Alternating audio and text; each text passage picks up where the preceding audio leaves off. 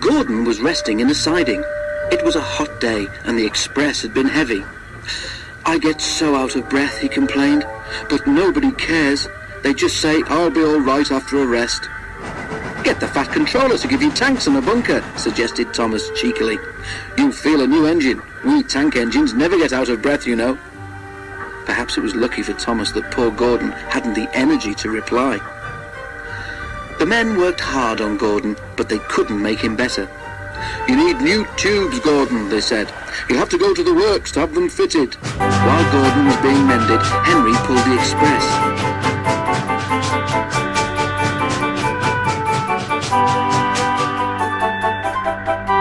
But one morning, just before Gordon was due back, Henry was ill too.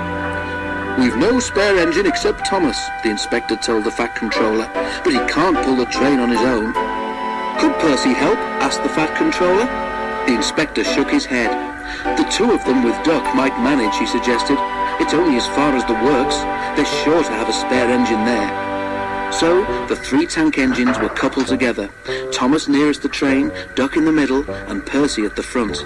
Then, slowly, they started. Come on," fussed Percy importantly. We're doing it, puffed Duck. Pull harder," rumbled Thomas to the others. The heavy train drew out of the platform. The engines couldn't go as fast as Gordon, but the passengers didn't mind.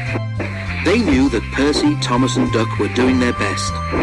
Expresses are not like branch line trains. They don't stop at all the stations, and the engines don't have a chance to get their breath back.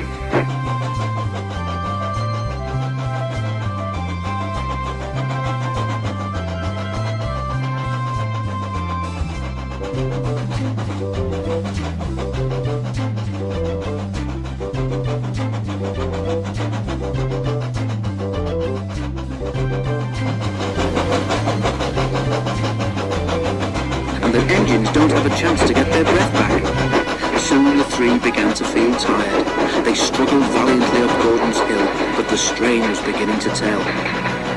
"I'm glad we didn't stick there," thought Thomas. "Gordon would never have let us hear the last of it." But the hill proved too much for Percy. His driver blew his whistle and stopped the train. "We can't take you off, Percy," said Thomas's driver. "Do the best you can to keep your brakes off. It's not far now." This made things harder for the other two, but they struggled gamely on, twin columns of steam shooting high into the air.